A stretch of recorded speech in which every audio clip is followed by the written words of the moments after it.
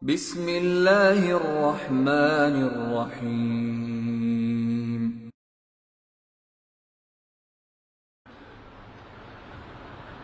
إن الحمد لله نحمده ونستعينه من يهده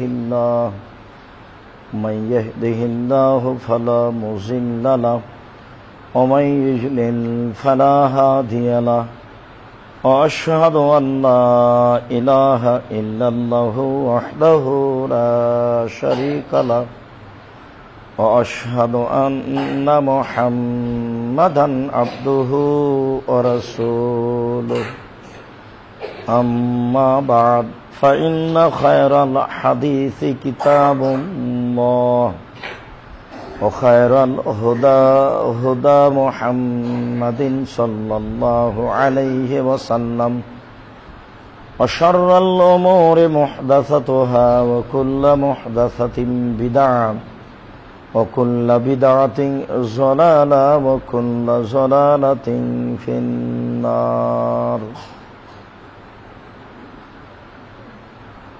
أعوذ بالله من الشيطان الرجيم.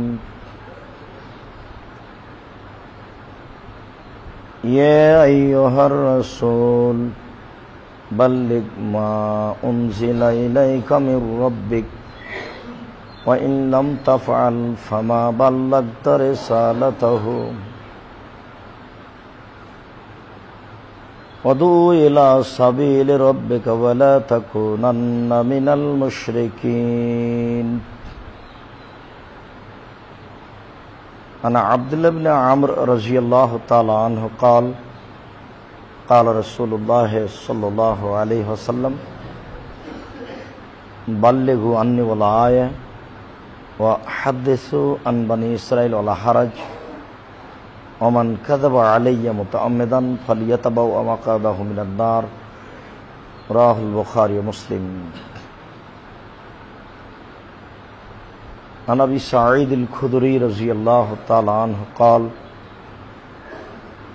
قال رسول الله صلى الله عليه وسلم من رأى منكم منكرا فليغيره بيده فإن لم يستطع فبلسانه فإن لم يستطع فبقلبه وذلك أضعف الإيمان.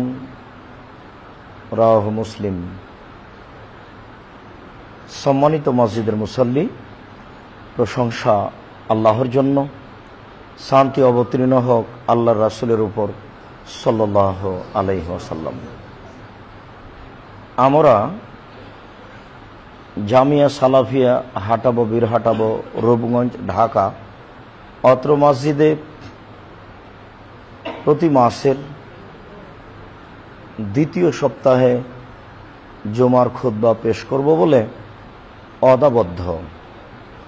আমরা বিশেষ কারণে বিগত জুমায় অর্থাৎ বিগত মাসের দ্বিতীয় জুমায় উপস্থিত হতে পারিনি।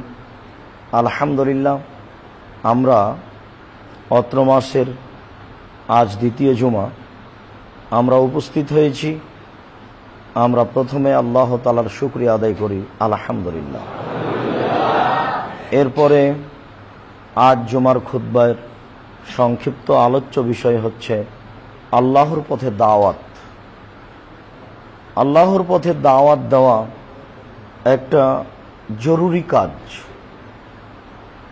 আল্লাহ ইচ্ছা করলে মানুষকে নিজেই হেদায়েত করতে পারেন। মানুষের অন্তর পরিবর্তন করে দিলেই যথেষ্ট। মানুষের অন্তর এখন একরকম আছে, আল্লাহ তাআলা তার শক্তির মাধ্যমে আর একরকম করে দিবেন, মানুষ ভালো হয়ে যাবে, নবীও লাগে না। কিন্তু আল্লাহ তাআলা এমন কাজ করেন না। মানুষের মাধ্যমেই মানুষের নিকটে তিনি দাওয়াতের ব্যবস্থা করেছেন এবং এই কাজগুলি সকল নবী করেছেন। আর সকল নবীর অধীনস্থ জনগণ এই দায়িত্ব পালন করে এসেছেন। আমাদের মতোই এক শ্রেণীর মানুষ কিয়ামত পর্যন্ত অত্র দায়িত্ব পালন করবে বলে রাসূল সাল্লাল্লাহু আলাইহি সাল্লাম উল্লেখ করেছেন, যে কাজটি দিন প্রচারকের জন্য একান্ত জরুরি, তাকে এ ব্যাপারে বিচারের মাঠে যথাযথভাবে জবাবদিহি হতে হবে, সে দায়িত্ব পালন করেছে কিনা। এই কথাটাই আল্লাহ তাআলা আমাদের নবীকে বলছেন, ইয়া আইয়ুহার রাসূল, হে রাসূল, বাল্লিগ মা উনজিলা ইলাইকা মির রাব্বিক, আপনার প্রতিপালকের পক্ষ থেকে যা অবতীর্ণ করা হয়েছে তা আপনি মানুষের নিকটে পৌঁছিয়ে দেন। এটা আল্লাহর আদেশ। আল্লাহ তাআলা আমাদের নবীকে বলছেন, আপনার প্রতিপালকের পক্ষ থেকে আপনার নিকট যা অবতীর্ণ করা হয়েছে তা আপনি পৌঁছিয়ে দেন, তার দাওয়াত আপনি দেন। ওয়াইন লাম তাফআল ফামা বাল্লাগতা রিসালাতাহু, আপনি যদি এই কাজ না করেন তাহলে আপনার উপরে যে জরুরি জিম্মেদারি রয়েছে, যে দাওয়াত দেওয়া, এই কাজের জন্যই আপনাকে নিযুক্ত করা হয়েছে, আর এই কাজের জন্যই আপনাকে দুনিয়াতে পাঠানো হয়েছে। যদি আপনি এই কাজ না করেন তাহলে আপনার উপরে যে জরুরি জিম্মেদারি রয়েছে তা আপনি করলেন না। প্রতিটা বাক্যই আদেশবাচক। আল্লাহ তাআলা আমাদের নবীকে আদেশ করছেন, আদেশ করে এই কথা বলছেন, যদি আপনি আদেশ পালন না করেন তাহলে আপনি আদেশ অমান্য করলেন, যা বলা হয়েছিল তা আপনি করলেন না। দেখেন এই অত্র আয়াতে এইভাবে আল্লাহ তাআলা আদেশ করছেন। অন্য আয়াতে আল্লাহ তাআলা বলেন আমাদের নবীকে, অদু ইলা সাবিল রাব্বিকা ওয়ালা তাকুনান্না মিনাল মুশরিকিন, আপনি আপনার প্রতিপালকের পথে দাওয়াত দেন। আপনার প্রতিপালকের পথ মানে মানুষ আল্লাহকে চিনবে, মানুষ আল্লাহকে জানবে, মানুষ আল্লাহকে মানবে, এটাই হলো প্রতিপালকের পথ। এই কথাটাই আল্লাহ তাআলা অন্য জায়গাতে এইভাবে বলেছেন, ফালাম আন্নাহু লা ইলাহা ইল্লাল্লাহ ওয়াস্তাগফির লিযামবিক। প্রথমে আপনি এই বিদ্যা অর্জন করুন যে আল্লাহ ছাড়া কোনো মাবুদ নেই। এরপরে আপনি বলুন যে আল্লাহ, আমি তোমার নিকটে ক্ষমা চাচ্ছি, আস্তাগফির লিযামবিক। এরপরে আপনি আপনার পাপের জন্য ক্ষমা চান। ক্ষমা যে চাইতে হবে এটা আগে জানতে হবে, আর এটাই হচ্ছে দাওয়াত। মানুষ যে আল্লাহকে কিছু বলবে, মানুষ যদি না জানে তাহলে কি বলবে, এটাই দাওয়াত।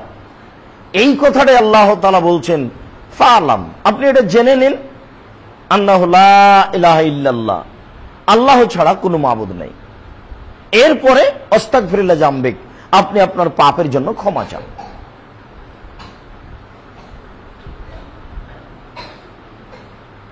অত্র আয়াতের পরের অংশে আল্লাহ তাআলা বলেন, ওয়ালা তাকুনান্না মিনাল মুশরিকিন, আপনি মুশরিকদের অন্তর্ভুক্ত হবেন না। এটা একটা জোরালো আদেশ। তাহলে অত্র আয়াতের প্রথম যেটা আলোচনা সেটা হলো এই যে নবী যদি দাওয়াতের কাজ না করেন তাহলে এটাই শিরক। তার মানে যখনই দাওয়াত থাকবে না তখনই মানুষ আল্লাহকে চিনবে না, আর যখনই মানুষ আল্লাহকে চিনবে না তখনই শিরক হওয়া স্বাভাবিক। সবার কাছে আশ্রয় চাইবে, সবার কাছে কল্যাণ চাইবে, কবরের কাছে কল্যাণ চাইবে, পীরের কাছে কল্যাণ চাইবে, অষ্টাদশ আংটির মাধ্যমে কল্যাণ চাইবে, কোন পানির মাধ্যমে কল্যাণ চাইবে, কোন শহরের মাধ্যমে কল্যাণ চাইবে, কোন ব্যক্তির মাধ্যমে কল্যাণ চাইবে, তারকার মাধ্যমে কল্যাণ চাইবে, পশু প্রাণীর মাধ্যমে কল্যাণ চাইবে। কেননা ও তো আর জানে না কল্যাণ কোথায় আছে, সে দাওয়াত তার কাছে নেই। এই কারণে আল্লাহ তাআলা বলছেন, অদু ইলা সাবিল রাব্বিক, আপনি আপনার প্রতিপালকের পথে দাওয়াত দিন, ওয়ালা তাকুনান্না মিনাল মুশরিকিন, আপনি মুশরিকদের অন্তর্ভুক্ত হবেন না। মুশরিকেরা কাজ করে না, না তারা আল্লাহর পথে দাওয়াত দেয়, না তারা আল্লাহকে চিনে, না তারা আল্লাহকে চিনার প্রয়োজন মনে করে। আর দাওয়াত দেওয়ার কাজটি চিনার উপরেই নির্ভর করে। আবু হুরায়রা রাদিয়াল্লাহু তাআলা আনহু বলেন, রাসূল সাল্লাল্লাহু আলাইহি ওয়াসাল্লাম বলেছেন, লাউ তা'লামুনা মা আলামু লা বাকাইতুম কাসীরা ওয়া লা যাহিকতুম কালীলা। দেখো, তোমরা যদি আল্লাহকে জানতে আমি যেভাবে জানি, তোমরা যদি আল্লাহকে চিনতে আমি যেভাবে চিনি, তোমরা যদি আল্লাহকে জানতে আমি যেভাবে জানি, তোমরা যদি আল্লাহকে চিনতে আমি যেভাবে চিনি, তাহলে তোমরা বেশি বেশি কাঁদতে, কম কম হাসতে। তো কই, আমরা তো দিন রাত হাসি, বিভিন্নভাবে অন্যায় অবিচারে হাসিতে জড়িত, কান্নাকাটি তো আমাদের কোনো পথঘাট আমরা দেখি না, ওরকম পরিবেশ আমাদের আসেই না। কেন? আল্লাহকে চিনি না। এ তো রাসূল সাল্লাল্লাহু আলাইহি সাল্লামের কথা। তিনি বলছেন, তোমরা যদি জানতে আল্লাহকে আমি যেভাবে জানি, তোমরা যদি চিনতে আল্লাহকে আমি যেভাবে চিনি, তাহলে বেশি বেশি কাঁদতে, কম কম হাসতে। এটা হবে কি করে? এটা দাওয়াতের মাধ্যমে হবে। আর দাওয়াতের মাধ্যমেই মানুষ আল্লাহকে চিনবে, জানার মাধ্যমেই মানুষ আল্লাহকে জানবে। তাই আল্লাহ তাআলা বলছেন, কুল হাযিহি সাবিলি, এটা আমার পথ, আমি এই পথে মানুষকে দাওয়াত দিই। যদিচ আয়াতটি আল্লাহ তাআলা ইউসুফ আলাইহিস সালামকে বলেছেন, আপনি বলুন, কুল হাযিহি সাবিলি আদউ ইলা রাব্বি আনা ওয়া মান ইত্তাবানি, এটা আমার পথ, আমি এই পথে মানুষকে আল্লাহর পথে দাওয়াত দিই, আমি দিই, আর আমার অনুসারী যারা তারা আনা ওয়া মান ইত্তাবানি। তাহলে দাওয়াত দিলে দু একজন মানুষ মানবে, আর যারা মানবে তাদের উপরে এটা জিম্মেদারি হয়ে যাবে। এই কথাটাই আমাদের নবী মুহাম্মদ সাল্লাল্লাহু আলাইহি সাল্লাম বিদায় ভাষণে বলেছিলেন, ফাল ইবাল্লিগু শাহিদ ওয়াল গায়বা, যারা উপস্থিত তারা অনুপস্থিতদেরকে বলে দিবে। তিনি হজের বিদায় ভাষণে তিনি এইভাবে বলেছিলেন জনগণের সামনে, হাল বাল্লাগতু রিসালাতি, আমি কি আমার দায়িত্ব পালন করেছি? আমি কি মানুষের নিকটে দাওয়াত দিয়েছি? হাল বাল্লাগতু রিসালাতি, আমি কি আমার দায়িত্ব পালন করেছি? উপস্থিত সাহাবীগণ বলেছিলেন, জি হ্যাঁ, আপনি আপনার দায়িত্ব পালন করেছেন। তখন তিনি এভাবে বললেন, আল্লাহুম্মা শাহাদ, আল্লাহুম্মা শাহাদ, আল্লাহুম্মা শাহাদ, আল্লাহ তুমি সাক্ষ্য থাকো, আল্লাহ তুমি সাক্ষ্য থাকো, আল্লাহ তুমি সাক্ষ্য থাকো, আমি আমার দায়িত্ব পালন করেছি। জনগণ আমার সামনে স্বীকৃতি দিয়েছে। বিচারের মাঠে এই ব্যাপারে যেন কোনো নড়চড় না হয়। জনগণ যে স্বীকৃতি দিয়েছে, সেটা আমি তোমাকে সাক্ষী রাখার জন্য, থাকার জন্য বলছি।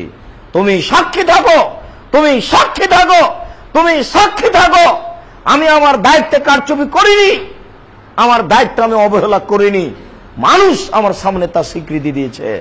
তিনি ওই দিন একথা বলেছিলেন, ফল ইবাল্লিগি শাহিদুল গায়বা, যারা আজকে উপস্থিত তারা কিয়ামত পর্যন্ত অনুপস্থিতদের বলতে থাকবে এই কথাগুলি। তাহলে একজনের পক্ষ থেকে আর একজন জানবে, দাওয়াত নিবে, দাওয়াত দিবে, এইভাবে জরুরি একটার পর একটা চলতে থাকবে। কিন্তু মানুষ আসলে দাওয়াত নেওয়া আর দেওয়াই ভুলে গেল। যারা আমরা মনে করছি যারা কোরআন হাদিস জানে বুঝে তারাই দাওয়াত দিবে, তারা আলেম।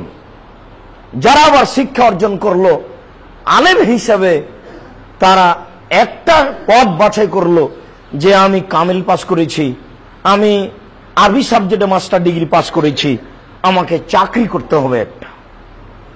সে চাকরির মাধ্যমে, নকরির মাধ্যমে সে কিছু পয়সা উপার্জন করে, আহল পরিবার নিয়ে খায়, আর দুই একদিন ছাত্রকে শিখিয়ে দেয়, মনে করে নিল এটা আমার কাজ। যারা কওমি মাদ্রাসায় শিক্ষা অর্জন করেছেন, তারা সাপ্তাহিক দাস দেওয়ার পরে বৃহস্পতিবারে বাড়ি চলে যান, আহল পরিবারের কাছে থাকেন, যে সামান্য কিছু বেতন পান এই নিয়ে আহল পরিবার নিয়ে চলেন, থাকেন।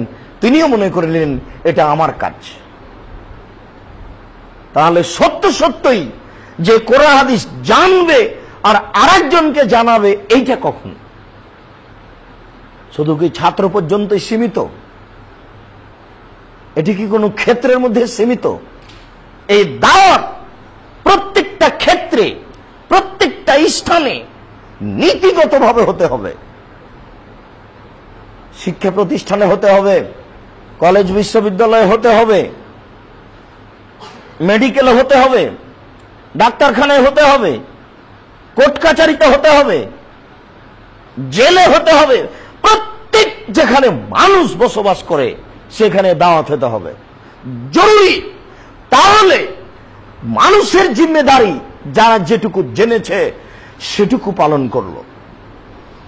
আপনি জানলেন, আব্দুর রাজ্জাক সাহেব কোন একদিন বলেছিলেন বক্তব্যে যে রাসূল সাল্লাল্লাহু আলাইহি সাল্লাম বলেছেন যে তোমরা পানি পান করার পূর্বে বিসমিল্লাহ বলো। তিনি বলেছেন কেউ যদি বিসমিল্লাহ পান না বলে তাহলে এই খাদ্য শয়তান খাবে। এই যে আপনি জেনে নিলেন, এইটা সুযোগ হলেই বলতে হবে, পরিবেশ আসলেই বলতে হবে।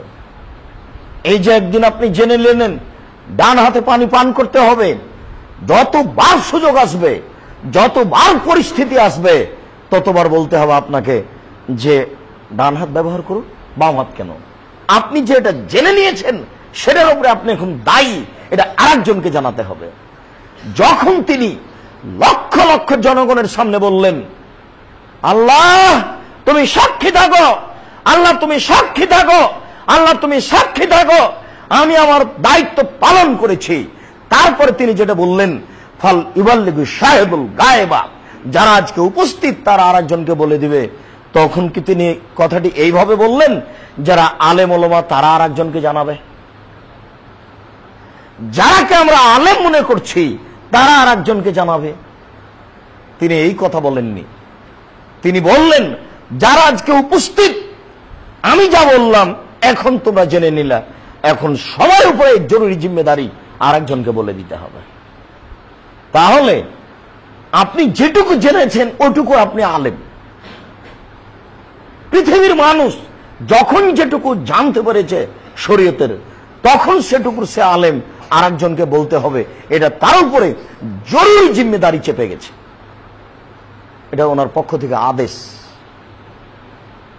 তাই অত্র আয়াতে ঈসা আলাইহিস সালাম বলেন, এটা আমার পথ, এই পথে আমি দাওয়াত দিই, আমি এবং আমার অনুসারী, প্রত্যেকটা মানুষের অনুসারীকেও, অধীনস্থ জনগণকেও দাওয়াত দিতে হবে।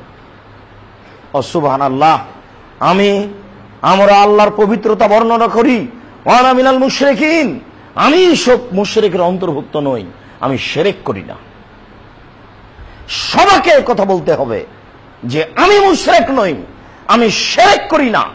এটা প্রত্যেকটা মানুষের দাওয়াতের সাথে সাথে একটা জরুরি জিম্মেদারি কথা। আল্লাহ তাআলা বলেন, ওয়ালাকাদ বাসনা ফি কুল্লি উম্মাতিন রাসূলান আন ইবুদুল্লাহ ওয়াজতানিবুত তাগুত। প্রত্যেকটা সম্প্রদায়ে আল্লাহ তাআলা নবীগণকে পাঠিয়েছেন আর বলেছেন অবুদুল্লাহ, তোমরা এক আল্লাহর ইবাদত করো। এটাই হলো দাওয়াত। প্রত্যেক নবী তার অধীনস্থ জনগণকে বলেছেন অবুদুল্লাহ, আল্লাহর ইবাদত করো, ওয়াজতানিবুত তাগুত, আর শিরক থেকে বেঁচে থাকো, তাগুত থেকে বেঁচে থাকো, সীমালঙ্ঘনমূলক কাজ থেকে বেঁচে থাকো, প্রত্যেক নাজায়েজ হারাম কাজ থেকে বেঁচে থাকো। এই দুটো মৌলিক আদেশ, প্রত্যেক নবীর মৌলিক আদেশ, প্রত্যেক ব্যক্তির মৌলিক আদেশ হবে জেনে নিবে যে তোমরা আল্লাহর পথে দাওয়াত দাও, অবুদুল্লাহ, আল্লাহর ইবাদত করো, ওয়াজতানিবুত তাগুত, আর তাগুত থেকে বেঁচে থাকো, শিরক থেকে বেঁচে থাকো, পূজা করা থেকে বেঁচে থাকো, প্রত্যেক সীমালঙ্ঘনমূলক কাজ থেকে বেঁচে থাকো, অন্যায়, অবিচার, অরাজকতা, লুটতরাজ, এই ধরনের ঘৃণিত কাজ থেকে বেঁচে থাকো। এটা প্রত্যেকটা মানুষের জরুরি জিম্মেদারি আরেকজনকে বলে দেওয়া। মহান আল্লাহ বলেন, ইন্না আরসালনাকা শাহিদান ওয়া বাশীরান ওয়া নাযীরা ওয়া দাইয়ান ইলাল্লাহ বিইজনি। নিশ্চয় আমি আপনাকে প্রেরণ করেছি জাতির সামনে সাক্ষী স্বরূপ, সুসংবাদদাতা স্বরূপ, ভীতি প্রদানকারী স্বরূপ আপনি জাতির জন্য সাক্ষী। কেউ যেন অস্বীকার করতে না পারে আমাদের নিকটে কোনো দাওয়াত দিতে ব্যক্তি আসেনি, আপনি যে এক সৃষ্টিকর্তা এ কথা আমাদের কেউ বলেনি, এই কথা বলার জন্য কারো সুযোগ না থাকে, এই পথ আমি আল্লাহ বন্ধ করেছি আপনাকে দিয়ে। 2, আপনি মানুষের জন্য সুসংবাদদাতা। বলে দেন যারা আপনার কথা মেনে নেবে তাদের জন্য জান্নাত রয়েছে, থাকার একটা ভালো ব্যবস্থা আছে। শুধু তাই নয়, আপনি নাজির, যারা আপনার কথা মানবে না তাদের জন্য আপনি সতর্ক করে দেন, ওদের জন্য জাহান্নাম আছে, এটা আপনি বলে দেন। তারপরে আল্লাহ বেইজনে, আল্লাহর আদেশ ক্রমে আপনি হচ্ছেন আল্লাহর পথে দায়ী। দিন রাত আপনি মানুষকে দাওয়াত দিবেন, এটা আপনি ব্যক্তিগতভাবে নন, এটা আল্লাহর পক্ষ থেকে। সিরাজাম মুনিরা, আপনি সারা পৃথিবীর জন্য একটা উজ্জ্বল দ্বীপ। আপনার দিকে দেখলেই মানুষ ভালো কোনটা মন্দ কোনটা বুঝে নিবে, আপনার কর্ম দেখলে মানুষ বুঝে নিবে ভালো কোনটা মন্দ কোনটা।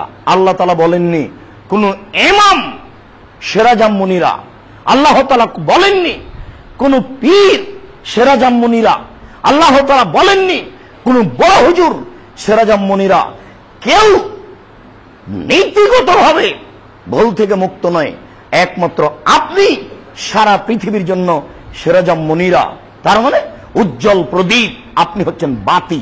আপনাকে দেখলেই ল্যাম্প জ্বলে গেলে যেমন অন্ধকার দূর হয়ে যায়, সবকিছু দেখা যায়, সারা পৃথিবীর জন্য আপনি বাতি। আপনাকে দেখলেই মানুষ বুঝে নেবে ভালো মন্দ, আপনাকে জানলেই মানুষ বুঝে নেবে ভালো মন্দ, আপনার জীবনকে জানলেই মানুষ বুঝে নেবে ভালো মন্দ, কোনটা হালাল কোনটা হারাম, কোনটা জায়েজ কোনটা না জায়েজ, কিভাবে কথা বলতে হবে, কিভাবে মসজিদে প্রবেশ করতে হবে, কিভাবে ইবাদত করতে হবে, পৃথিবীর সব কিছু জেনে নেবে আপনার মাধ্যমে। আপনি হচ্ছেন মানুষের জন্য প্রদীপ, মানুষের জন্য বাতি, আপনি মানুষের জন্য ল্যাম্প। আল্লাহ তাআলা বলেন অদিলা সাবিল রাব্বিকা বিল হিকমাতিল মাউইজাতিল হাসানা, আপনি মানুষকে দাওয়াত দিন কোরআনের মাধ্যমে আর আপনার সুন্দর কথার মাধ্যমে। মানুষের দাওয়াত হবে কোরআন এবং হাদিস। বিল হিকমা আল মাউইজাতিল হাসানা, হিকমা হচ্ছে কোরআন, আল মাউইজাতিল হাসানা হচ্ছে আল্লাহ রাসূলের হাদিস। মানুষ বুঝে নিয়েছে যে কলা কৌশল, তোমরা আল্লাহর পথে দাওয়াত দাও কলা কৌশল করে, যাতে করে কোনো সমস্যা না হয়। ইমাম আহমদ ইবনে হাম্বল রাহিমাহুল্লাহ 10 লক্ষ হাদিসের হাফেজ, সরকারি চাপে জনগণ পায়ে রশি বেঁধে দিয়ে রাস্তায় টেনে নিয়ে বেড়াতো আর পিটাতো। ইমাম আহমদ ইবনে হাম্বলের মানুষ সম্মান করতে পারেনি, আজকে আমাকে মানুষ সম্মান করে কেন? তাহলে অবশ্যই আমার কোথাও ত্রুটি রয়েছে। ইমাম আবু হানিফা রাহিমাহুল্লাহর মতো মানুষকে মানুষ জেলখানায় বন্দি করে দৈনন্দিন সকালে 10 লাঠি বিকালে 10 লাঠি করে পিটিয়ে শেষ পর্যন্ত বিষ পান করিয়ে মেরে ফেলেছে। তাহলে বুঝতে হবে হকের ফলাফল এটাই। হকের ফলাফল কৌশল নয়, হকের ফলাফল কোরআন এবং হাদিস। হকের ফলাফল সমাজ তাকে মেনে নেবে না। সমাজে যা আছে হক তার উল্টা, সমাজ যা পালন করে ভোগ করে হক তার উল্টা। যদি মানুষ ইমাম আহমদ ইবনে হাম্বলকে, ইমাম শাফি, ইমাম মালিককে মেনে নিতে পারে, তাহলে আজকে আমাকে মেনে নিবে কেন? আমাকে মেনে নিবে না, এ কথাই ঠিক। তা আল্লাহ তাআলা বলছেন উদু ইলা রাব্বিকা বিল হিকমাতি ওয়াল মাউইজাতিল হাসানা, আপনি মানুষকে দাওয়াত দেন কোরআনের মাধ্যমে আর আপনার মুখের কথা দিয়ে। এই কথাটাই অন্য জায়গাতে এইভাবে এসেছে। জাবের রাদিয়াল্লাহু তাআলা আনহু বলেন ইকরাউল কোরআন ফি খুতবাতাইন ওয়া ইযাক্কিরুন নাসা, আল্লাহর নবী 2 খুতবাতেই, জুমার 2 খুতবাতেই কোরআন মাজিদ পড়তেন আর মানুষকে উপদেশ দিতেন। তাহলে উপদেশ মানে উনি মুখে যেটা বলতেন সেটাই হাদিস, সেটাই উপদেশ। তাহলে কোরআন একটা উপদেশ আর তার মুখের ভাষা আর একটা উপদেশ, ওইটাই বাস্তবতা হচ্ছে হাদিস। তিনি কোরআন পড়লেন, কি কোরআন পড়লেন? তিনি কোরআন পড়লেন যে ওয়াকিমুস সালাত, সালাত আদায় করো। তিনি কোরআন পড়লেন যে ওয়াতু যাকাত, যাকাত প্রদান করো। তাহলে আমি কখন যাকাত প্রদান করব, কত টাকা হলে করব, এটা হচ্ছে তার কথা, এটা হচ্ছে ময়জাতে হাসানা, এটাই হচ্ছে তার উপদেশ।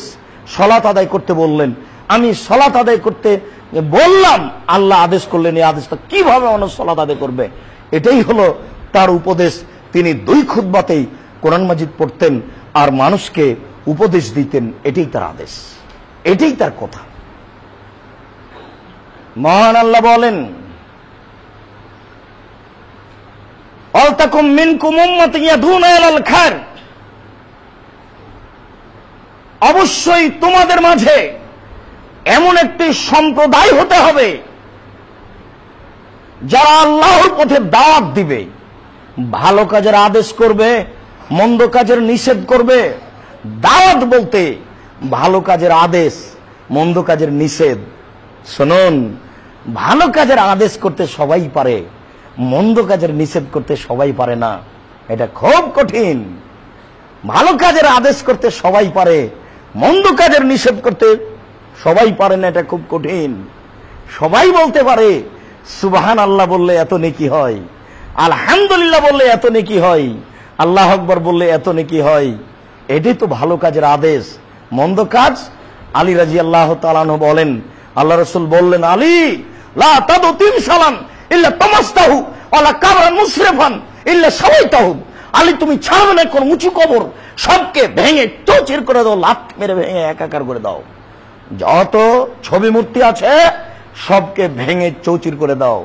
এটা হচ্ছে মন্দ কাজের নিষেধ।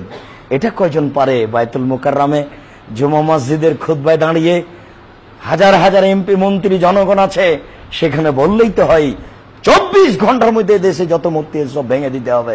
আল্লাহর আদেশ, আল্লাহর আদেশ, আল্লাহ রাসূলের আদেশ, বলা যায় না। মন্দ কাজের নিষেধ বড় কঠিন।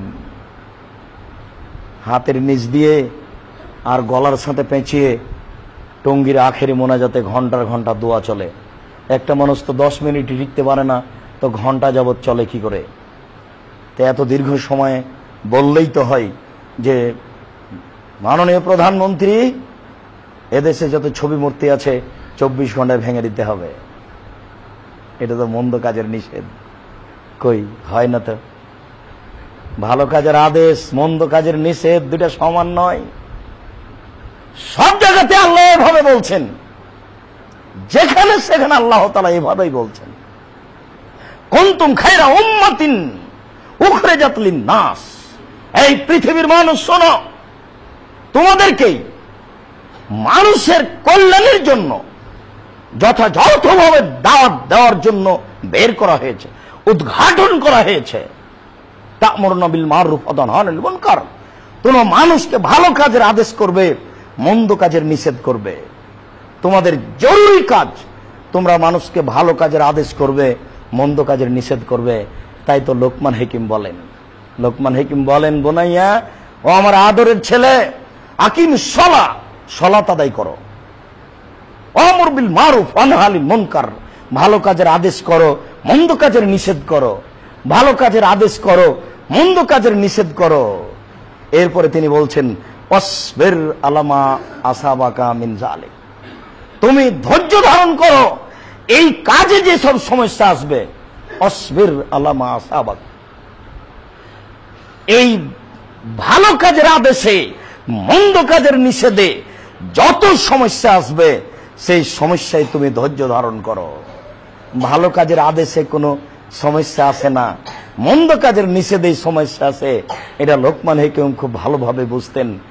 ছেলে যদি আমার মন্দ কাজের নিষেধ করে, ফাঁসির অর্ডার হতে পারে, সুলির অর্ডার হতে পারে, জনগণ পায়ে রশি বেঁধে দিয়ে রাস্তাঘাটে টেনে বেড়াতে পারে, তখন ছেলে আমার কি বলবে? তাই তো তিনি বলছেন, আব্বু ভালো কাজের আদেশ করো, মন্দ কাজের নিষেধ করো, আর এই কাজ বড় কঠিন, এতে তুমি ধৈর্য ধারণ করো। ভালো কাজের আদেশ, মন্দ কাজের নিষেধ, এ তো এসেছেন হুজুর, দাওয়াত দিয়ে নিয়ে এসেছি, অগ্রিম 10,000, বিদায়ে 10,000, আর মুরগির গোস্ত, রোস্ট, দামি খাদ্য সবকিছু, এরপরে একটু 19-20 হলো মুখ কালো, তো ব্যাপারটা কি? ধৈর্যের ব্যাপারটা কোথায় হয়ে গেল? কোথায় ধৈর্যের ব্যাপারটা তো বোঝা গেল না। লোকমান হাকিম বলেন, আব্বু ভালো কাজের আদেশ করো, মন্দ কাজের নিষেধ করো, এতে যে সমস্যা আছে তাতে তুমি ধৈর্য ধারণ করো। সেইটা কখন? এখন তো দেখছি মানুষ খালি সম্মান আর সম্মান জানাচ্ছে। সম্মান মানে বন্যার মতো প্রবাহিত হচ্ছে সম্মান। তো সমস্যাটা কখন?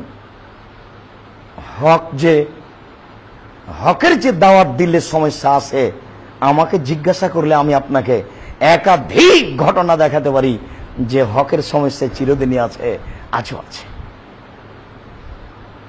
এই কারণে তিনি এই কথা বলেছিলেন। মহান আল্লাহ বলেন, অল মুমিনুনা ওয়াল মুমিনাত বাযুহুম আউলিয়াউ বায, মুমিন পুরুষ মুমিন নারী পরস্পরের বন্ধু শুভাকাঙ্ক্ষী। মুমিন পুরুষ মুমিন নারী পরস্পরের বন্ধু শুভাকাঙ্ক্ষী। ইয়ামুরুনা বিল মারুফ ওয়া ইয়ানহাউনা আনিল মুনকার, তারা ভালো কাজের আদেশ করে, মন্দ কাজের নিষেধ করে। তারা ভালো কাজের আদেশ করে, মন্দ কাজের নিষেধ করে। ওয়া ইউকিমুনাস সালাতা, তারা 5 ওয়াক্ত সালাত আদায় করে। ওয়া ইউতুনাজ যাকাতা, তারা যাকাত প্রদান করে। ওয়া ইউতিনাল্লাহু রাসূলাহু, তারা আল্লাহকে মান্য করে, রাসূলের আনুগত্য করে। তারা আল্লাহকে মান্য করে, রাসূলের আনুগত্য করে। আল্লাহকে মান্য করা মানে শিরক মুক্ত থাকা, শিরক মুক্ত হওয়ার জন্য বলা। তারা রাসূলের আনুগত্য করে মানে নিজে ইবাদত করে রাসূলের কথা অনুযায়ী, আর মানুষকে ইবাদত করতে বলে রাসূলের নীতি অনুযায়ী। তাই তারা আল্লাহকে মান্য করে, রাসূলের আনুগত্য করে। এটা হচ্ছে মুমিন পুরুষ নারীর কাজ। সম্মানিত মসজিদের মুসল্লি, আল্লাহর পথে দাওয়াত দেওয়া বিষয়টি আল্লাহর আদেশ। একাধিক আয়াত দ্বারা প্রমাণিত হয় যে মানুষ যখন শরীয়ত জানতে পারবে তখন তাকে দাওয়াত দিতে হবে আর একজনকে। এটা তার জন্য জরুরি জিম্মেদারি। যদি না করে তাহলে সে মুশরিকের অন্তর্ভুক্ত হবে। যদি না করে সে তার জরুরি জিম্মেদারি পালন করেনি, তার পরকাল ভয়াবহ। আল্লাহ তুমি আমাদের সঠিক জানার ও বুঝার এবং দাওয়াত দেওয়ার তৌফিক দান করো। আল্লাহুম্মা আমিন। আল্লাহুম্মা সাল্লি আলাইহি।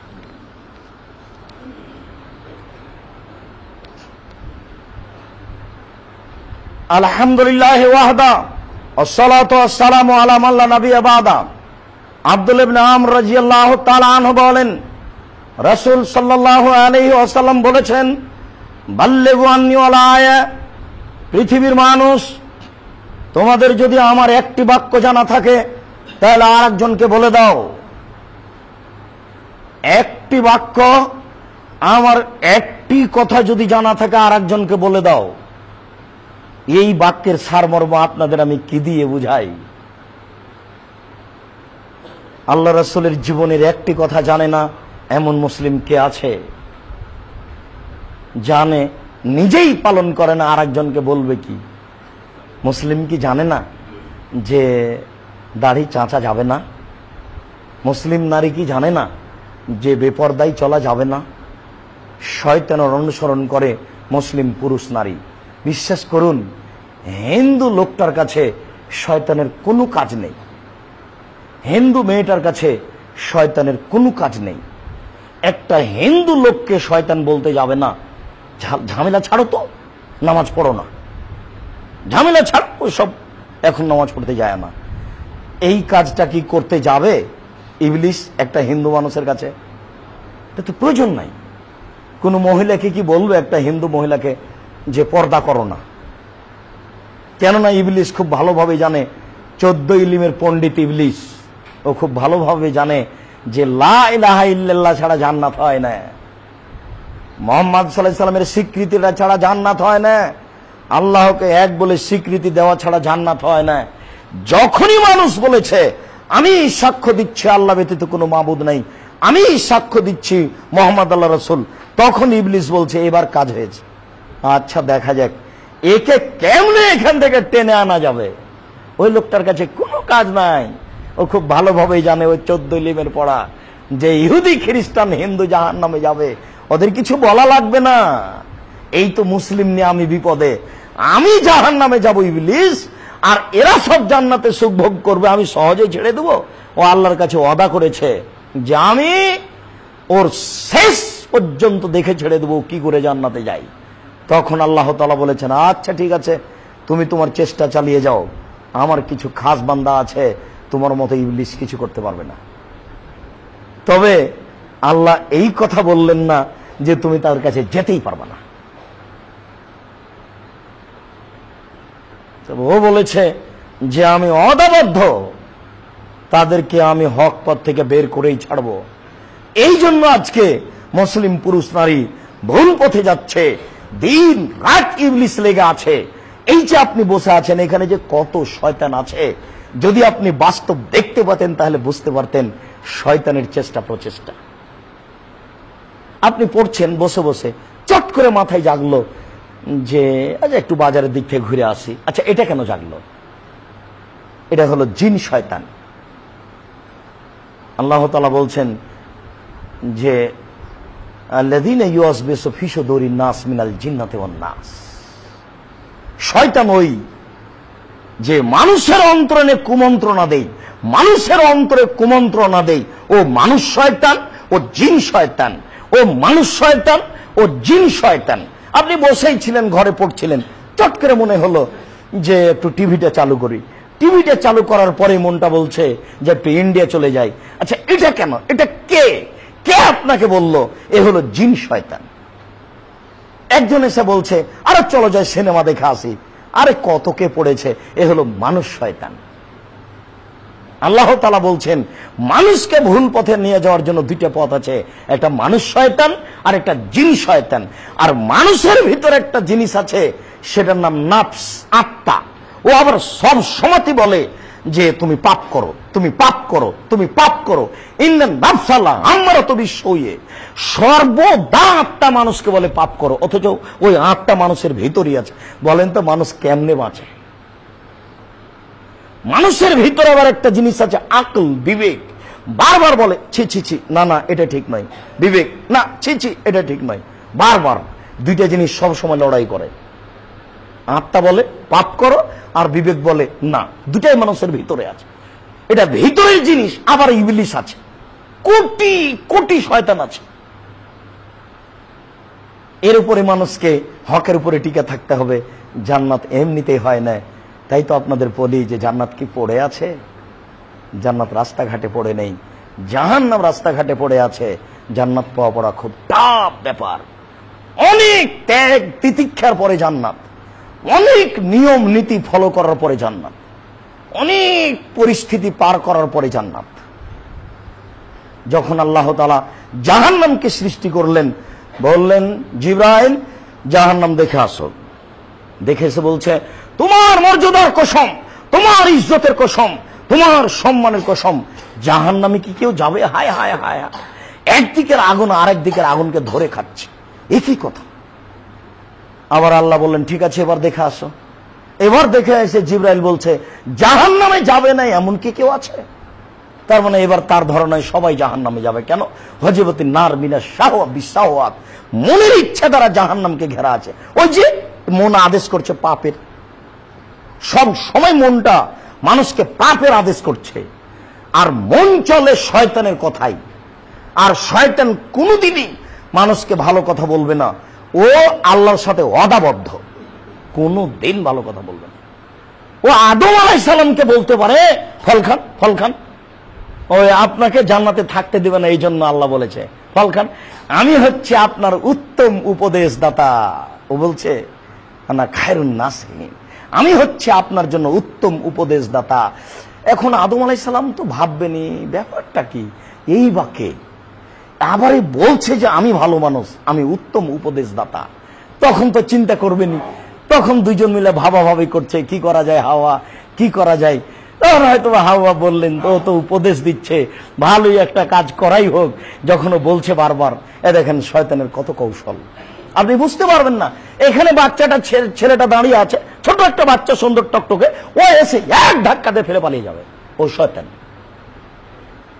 ওই ইদারার উপরে একটা পাড়ে ছাদে বাচ্চাটা দাঁড়িয়ে আছে পাশে। ও বাচ্চাটা একটু দূরেই ছিল, একটু পরিসরে বাচ্চা পড়ে গেছে 7 তলা থেকে নিচে। তার মানে ও শয়তান এসে ধাক্কা মেরে ওকে ফেলে দিয়েছে। এগুলো দিন রাতে সব কাজ করে বেড়ায় শয়তান। শয়তান শয়তান আবার ভালো কখন? কোটি কোটি শয়তান পৃথিবীতে বসবাস করছে মানুষকে পরীক্ষা করার জন্য। সম্মানিত দিনী ভাই, রাসূল সাল্লাল্লাহু আলাইহি সাল্লাম বললেন বাল্লিগু আন্নী ওয়ালা আয়া, আমার একটি কথা জানা থাকলে অন্যকে বলে দাও। একটি কথা আর একজনকে বলতে হবে। আমরা জিম্মেদারি বুঝি না। জিম্মেদারি বুঝলে শয়তান এত সুযোগ পেত না। আচ্ছা, এই বাক্যটার সারমর্ম কি বুঝলেন আপনি?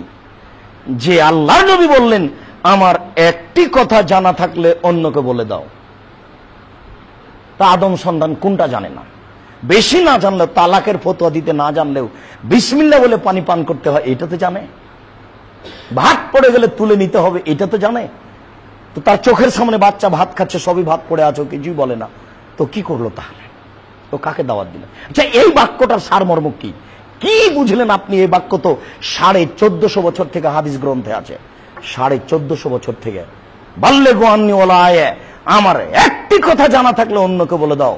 তারপরে তিনি বললেন ও হাদ্দেসান বানি ইসরায়েল, বানি ইসরায়েলের কাহিনী বলো, কোনো দোষ নেই। বানি ইসরায়েলের কাহিনী মানে সত্য কাহিনী।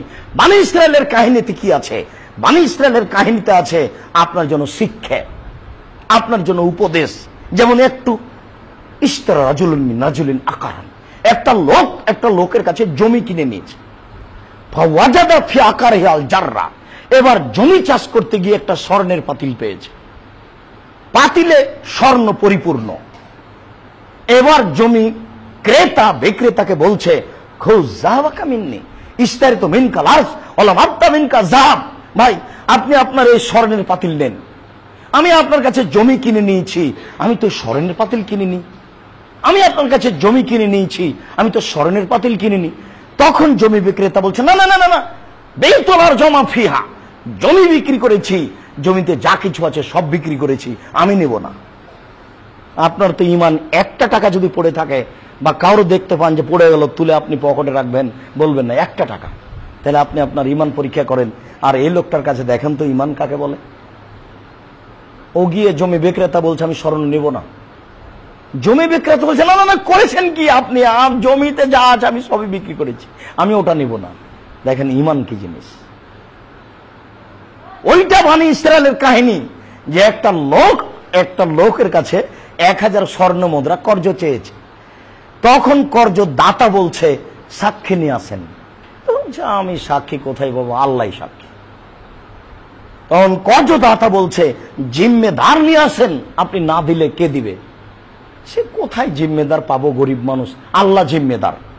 আচ্ছা ঠিক আছে, যা 1000 স্বর্ণ মুদ্রা নিয়ে যাও, 7 দিনের দিন দিবা, একটা কথার কথা। এবার নিয়ে লোকটা চলে গেছে। নির্ধারিত দিনে আসার চেষ্টা করেছে, কোনো বাহন পায়নি। নিরুপায় হয়ে এখন ভাবছে কি করা যায়। আমি তো ওয়াদা করেছিলাম টাকাটা পৌঁছানোর, তাই একটা কাঠ নিয়ে কাঠটাকে খুঁটরে একটু গর্ত করে টাকা আর পত্র ওর মধ্যে ঢুকিয়ে দিল। পত্রে লিখে দিল আমি নির্ধারিত সময়ে টাকা দেওয়ার চেষ্টা করেছিলাম, দুঃখিত আমি কোনো ব্যবস্থা করতে পারিনি। এরপরে উপরে মম দিয়ে ওটা বন্ধ করে দিয়ে ওই সাগরে ফেলে দিয়ে বলছে আল্লাহ এই যে তোমার কাছে রেখে দিলাম। ও কিন্তু সাক্ষী চেয়েছিল, আমি কিন্তু তোমাকে সাক্ষী বলেছিলাম। ও কিন্তু জিম্মেদার চেয়েছিল, আমি কিন্তু তোমাকে জিম্মেদার করেছি। ও কিন্তু মানুষ চেয়েছিল, আমি তা করিনি। আমি বলেছি আল্লাহ জিম্মেদার, আমি বলেছি আল্লাহ সাক্ষী। এবার নেও, আমি যেতে পারলাম না, তুমি কেমন জিম্মেদার, তুমি কেমন সাক্ষী, এই নাও। আমি পত্র টাকা সাগরে ফেলে দিলাম। তুমি কিভাবে পৌঁছাবো আমি তো জানি না, ওটা আমি তো আর কোনো পথ বের করতে পারলাম না। ঠিকই লোকটা বাড়ি থেকে এসেছে যে আজকে আসবে, জাহাজ থেকে নামবে, দেখা গেল লোকটা নেই। ওই যে একটা কাঠ ভাসছে, কাঠটা নিয়ে গেল। স্ত্রীর জ্বালানি স্বরূপ ওকে টুকরা করছে, ফেলে দেখছে, ফাটতে দেখে কিছু টাকা আর একটা পত্র, ওই যে 1000 টাকা আর পত্র। কিছুদিন পরে লোকটা আবার 1000 টাকা নিয়ে এসেছে, বলছে এনেন টাকা। কেন? আপনার টাকা তো এসেছে, আপনি তো টাকা পাঠিয়েছেন পত্রের মাধ্যমে, আবার টাকা নিয়ে এসছেন কেন? ও আচ্ছা ঠিক আছে ঠিক আছে। তার মানে ও আল্লাহর কাছে জমা রেখেছে, তবু তার নিশ্চিত নয় টাকা এসেছে কিনা, তাই আজকে টাকা দিতে এসেছে। এ তো বানি ইসরায়েলের কাহিনী, এর নাম আল্লাহ ভরসা। একটা বক্তব্য দেখতে পাবেন আল্লাহ ভরসা, তাতে বিস্তারিত অনেক কথা আছে। এর নাম ঈমান। কারণ ওইখানে ওই কথাটাও বলা আছে যে কাল আসাব মুসা, মুসা আলাইহিস সালামের সঙ্গী সাথী বলছেন ইন্নালা মুদ্রাকুন, আমরা বন্দী। ডানে ফেরাউন, বামে ফেরাউন, পিছে ফেরাউন, আমরা বন্দী। এটা মুসা আলাইহিস সালামের সঙ্গী সাথী বলছেন। বাঁচার পথ কি? সামনে সাগর, ডানে ফেরাউন, বামে ফেরাউন, পিছে ফেরাউন, সামনে সাগর, বাঁচার পথ নেই। এটা মুসা আলাইহিস সালামের সঙ্গী সাথী বলছেন। তখন মুসা আলাইহিস সালাম বলছেন, কাল্লা, কখনো নহে, অসম্ভব, এটা হতে পারে না। ইন্না মাইয়া রাব্বি, আমার সাথে আমার প্রতিপালক রয়েছেন, সায়াহদিনি, তিনি আমাকে পথ দেখাবেন। মুসা আলাইহিস সালাম নিজেই জানেন না পথ কি হতে পারে, কি হতে পারে পথ, কোন পথই নেই। তবে তার দৃঢ়তা এত বেশি, না এটা হতেই পারে না, এটা অসম্ভব, ফেরাউন আমাকে ধরতে পারে না, এই কথাতে তিনি নিশ্চিত। কিন্তু তিনি জানেন না যে বাঁচা যাবে কিভাবে। ফেরাউন তো ডানে বামে পিছনে, সামনে তো সাগর, বাঁচার তো কোনো পথ নেই। তবে তিনি নিশ্চিত, বাঁচবো আমি, এ কথা নিশ্চিত। কিভাবে বাঁচবো এ কথা তিনি জানেন না। আল্লাহ বলছেন, লাঠিটা সাগরে মারো। আচ্ছা, মারলাম। লাঠি সাগরে মারার সাথে কি সাথ আছে? এটা আবার কি? মারার সাথে সাথে পানিটা দুই দিকে চলে গেল, একটা রাস্তা হয়ে গেল। আল্লাহ বলছেন, পানি দাঁড়িয়ে আছে উঁচু পাহাড় হয়ে। তার মানে পানির যেখানে গভীরতা 1 কিলো, সেখানে পানি দাঁড়িয়ে আছে 1 কিলো উঁচু হয়ে। পানির গভীরতা যেখানে 1000 কিলো, সেখানে পানি দাঁড়িয়ে আছে 1000 উঁচু কিলো হয়ে। আসে না? যেখানে পানির গভীরতা 1500, 2000, 5000 কিলো, সেখানে পানি এইভাবে 5000 কিলো উঁচু হয়ে দাঁড়িয়ে আছে। নিচে দিয়ে মুসা আলাইহিস সালাম চলে গেলেন, বাঁচার পথ। বনী ইসরায়েলের কাহিনীতে কথাটা এসেছে। এরপরে তিনি বললেন, ওমান কাযাবা আলাইয়া মুতাআম্মিদান ফালিয়াতাবা মাকাদাহু মিনান নার, কেউ যদি আমার কোন কথা আমার নামে চালু করে দেয় যেটা আমার নয়, তাহলে তার থাকার জায়গা জাহান্নাম। আবু সাঈদ খুদরি রাদিয়াল্লাহু তাআলা আনহু বলেন, রাসূল সাল্লাল্লাহু আলাইহি ওয়াসাল্লাম বলেছেন, মানরা মিনকুম মুনকারান ফালিগাইরহু বিয়াদিহি। প্রত্যেকটা মানুষ, এবার দেখেন, আগে যে বাক্যটা বলেছি, যে তিনি বললেন, তোমরা যারা উপস্থিত আছো তারা যেন অনুপস্থিতকে বলে দেয়। ওখানে তিনি বলেননি যে আলেম যে কথাটা জানে সে আর একজনকে জানাবে, এটা জরুরি। বাপ মা ছেলে মেয়েকে জানাবে, পাড়া প্রতিবেশীকে জানাবে, এইভাবে দ্বীন প্রচার হবে। রাসূল সাল্লাল্লাহু আলাইহি সাল্লাম বলছেন, যে ব্যক্তি, ও পুরুষ হোক ও নারী হোক, যখনই দেখবে নাজায়েজ কিছু, যখনই দেখবে অপছন্দ কিছু, যখনই দেখবে কথা ও কর্ম অপছন্দ, তখনই সে কি করবে? মানরা মিনকুম মুনকারান ফালিগাইরহু বিয়াদিহি, তখনই সে হাত দিয়ে বাধা দিবে। এই যে দাওয়াত, জোর করে ঠেকাবে, জোর করে। ভাতিজের টিভিতে ল্যাংটা মেয়ে আসছে, চাচার ক্ষমতা আছে, গিয়ে লাথি মেরে ভেঙে দিতে হবে। এটা জোর করে ঠেকানো, জোর করে ঠেকাতে হবে, এটা দাওয়াত। ফাইনলাম ইস্তাতে ফাবিলিসানিহি, যদি জোর করে ঠেকানো না যায়, তাহলে তাকে মুখে বলতে হবে, দেখো এটা ঠিক নয়, তুমি এতে থেকে বিরত থাকো। ফাইনলাম ইস্তাতে, যদি মুখে ঠেকাতে না পারে, ফাবে কালবিহি, তাহলে অন্তরে ঘৃণা করবে, ছি আমি একে ঘৃণা করি। দেখুন, আল্লাহর পথে দাওয়াত দেওয়ার 3টি পথ, আল্লাহর পথে দাওয়াত দেওয়ার 3টি পথ। এবং আল্লাহ রাসূল বললেন না যে এই মানুষটা দাওয়াত দিবে, এই দেবে না, একে দাওয়াত দিবে না, একে দাওয়াত দিবে, এই কথা বললেন না। পৃথিবীর প্রত্যেকটা মানুষ যখনই দেখবে নাজায়েজ কথা ও কর্ম, তখনই তাকে জোর করে লাঠি দিয়ে ঠেকাবে। সম্ভব না হলে মুখে ঠেকাবে, সম্ভব না হলে অন্তর দিয়ে ঘৃণা করবে। এই 3টি পথ হচ্ছে দাওয়াতের পথ। সম্মানিত মসজিদের মুসল্লি, আপনাকে আমরা কি দিয়ে বুঝাই, আপনাদের আমরা কি দিয়ে বুঝাই দাওয়াত কি জিনিস? দেখেন, দাওয়াত এই জিনিস। আজকে ইহুদি খ্রিস্টান ঘরে বসে আছে, ইহুদি বাড়িতে বসে বসে পরিকল্পনা করে কিভাবে মুসলমানকে মার দিতে হবে, গার্মেন্টস, কিভাবে ঠ্যাঙ্গা মারা, কিভাবে আশা, কিভাবে ব্রাক, কিভাবে লাইফ ইন্স্যুরেন্স, কিভাবে জিজিএন, কিভাবে মোবাইল, কিভাবে গান বাজনা চলবে, নারী নাচবে, কিভাবে টিনের ফ্যাক্টরিতে সব টিনে ছবি দিয়ে দিতে হবে, কিভাবে জায়নামাজে সব জায়নামাজে নকশা দিয়ে দিতে হবে, কিভাবে তেলের কোটায় সব তেলের কোটায় নারী দিয়ে দিতে হবে, কিভাবে সাবানের ওই কাগজের উপরে নারী দিয়ে দিতে হবে। কত যে পরিকল্পনা, ইহুদিদের পরিকল্পনার হিসাব নেই, লক্ষ লক্ষ পরিকল্পনা, বড় বড় পরিকল্পনাগার আছে, শুধু ওটাই করে। ওদের চাকরি হলেই যে তোমরা পরিকল্পনা করো মুসলিমকে ধ্বংস করার, তখন খ্রিস্টান বলছে টাকা আমাদের, কত কোটি টাকা লাগে সেটা আমরা দেখব। তো কাকে পাবা? মানে মুসলমান, এবার মাঠ করবি। এই জন্য দেখতে পাচ্ছেন এরকম। দেখেন, আমি যেটা বলতে চেয়েছি সেটা আপনি বুঝতে পারেননি।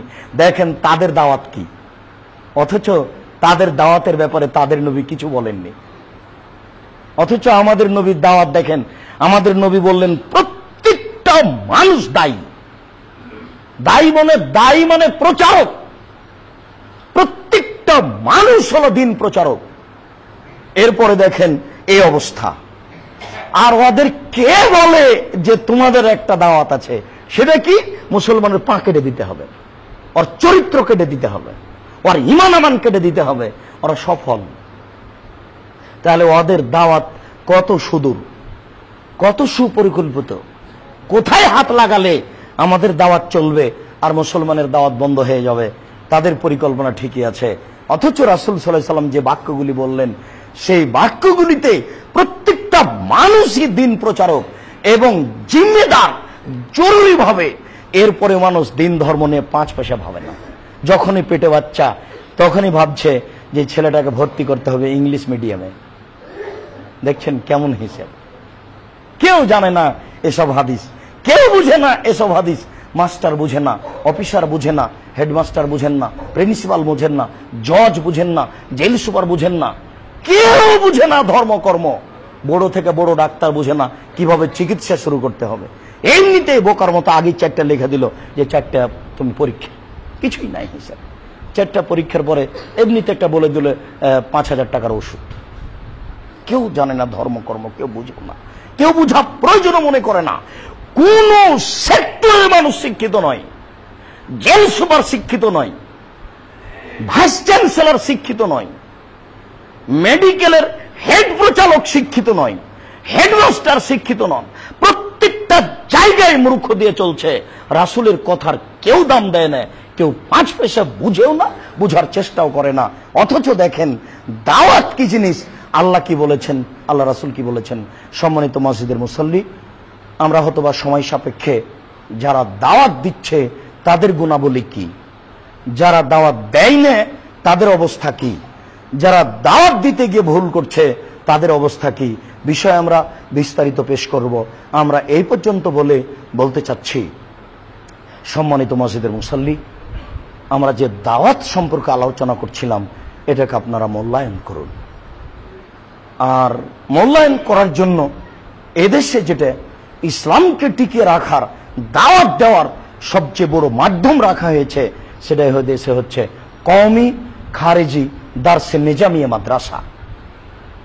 আমরা এই লক্ষ্যেই এই প্রতিষ্ঠানটাকে আন্তরিকভাবে খালেস অন্তরে একমাত্র সঠিক পথে দাওয়াত দেওয়ার জন্য বাছাই করছি। আমরা আল্লাহকে বলছি, আল্লাহ তুমি এই প্রতিষ্ঠানকে কবুল করো, আল্লাহুম্মা আমিন। তুমি এখানে ছেলেদেরকে এমনভাবে উচ্চ শিক্ষিত করো যারা নির্দ্বিধায় জেলসুলি ফাঁসির 5 পয়সা দাম না দিয়ে তোমার পথে দাওয়াত দিবে, মুখে ও কলমে মিডিয়াই, মুখে কলমে মিডিয়াই তুমি এটা কবুল করো, আল্লাহুম্মা আমিন।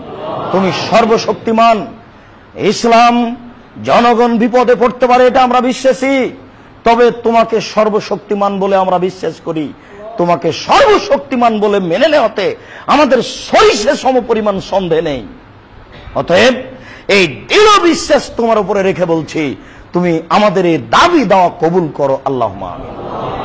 সম্মানিত মসজিদের মুসাল্লি, পৃথিবীর মানুষ, দেশবাসী, এলাকাবাসী, আমরা আপনাদেরকে এই মর্মে বলতে চাই যে রাসূল সাল্লাল্লাহু আলাইহি সাল্লামের দাওয়াতি মিশন চলেনি মানুষের সহযোগিতা ছাড়া, সাহাবী ছাড়া, মানুষের টাকা ছাড়া।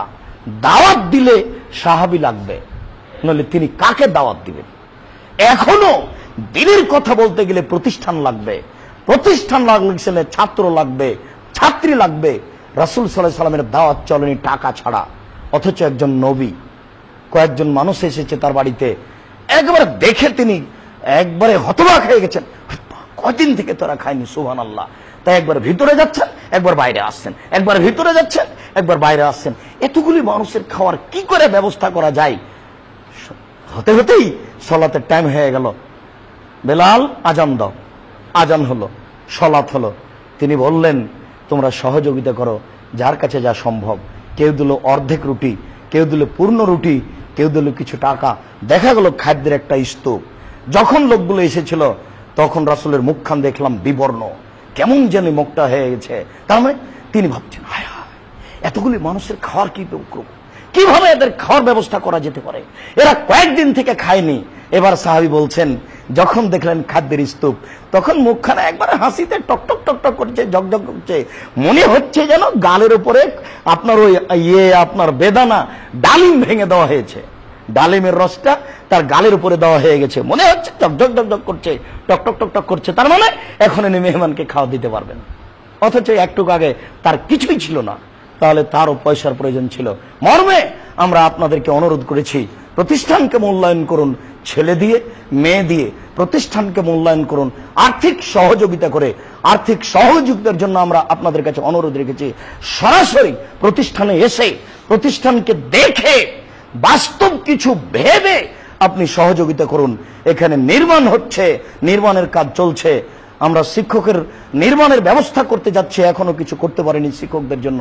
মেয়েদের কোনো আবাসিক ব্যবস্থা করতে পারিনি, বাসা ভাড়া নিয়ে মেয়েদেরকে আমরা রেখেছি। অনেক আমাদের নির্মাণের কাজ রয়েছে, আরো পরিকল্পনা অনুযায়ী আমাদের অনেক কাজ রয়েছে। ছাত্ররা কোথায় খাবে, এরকম খাওয়ার ব্যবস্থা করতে পারেনি। সময় সাপেক্ষে আপনারা যদি সহযোগিতা করেন, ইনশাআল্লাহ এর ব্যবস্থা হবে ইনশাআল্লাহ। আর আপনারা করবেন, আল্লাহ এর ব্যবস্থা করবেন, এতে আমি বিশ্বাসী। আমি প্রথম দিনই বলেছি, কাজ হবে নিশ্চিত ইনশাআল্লাহ। কিভাবে হবে আমি জানি না, আমার কাছে টাকা নাই একথা সত্য, তবে কাজ হবে একথাও সত্য। তবে মানুষ দিয়ে আল্লাহ কাজ করেন, আপনারা মানুষ, আল্লাহ আপনাদের প্রতি বিশেষ দয়া করবেন ইনশাআল্লাহ। দয়ার ভিত্তিতে আপনাদেরকে বাস্তব সহযোগিতা করতে বলছি। এই নাম্বারে সহযোগিতা করতে বলছি, 007-112-000-4027 আল আরাফা ইসলামী ব্যাংক।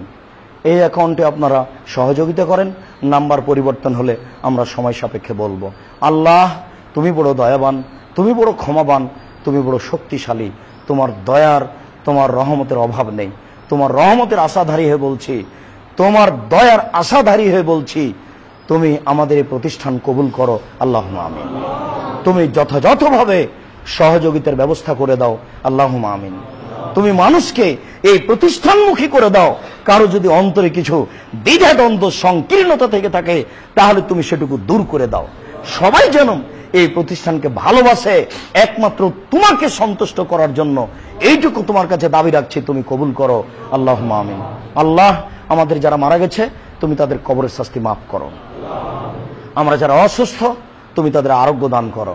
আমরা যারা বেঁচে আছি তুমি তাদেরকে তোমার রাসূলের পদ্ধতি অনুযায়ী চলার তৌফিক দান করো। এ দাবি, এ দাওয়া, এ দোয়া তোমার দরবারে রেখে আজকের জুমার খুতবা এখানেই শেষ করলাম। সাল্লাল্লাহু আলাইহি ওয়াসাল্লাম।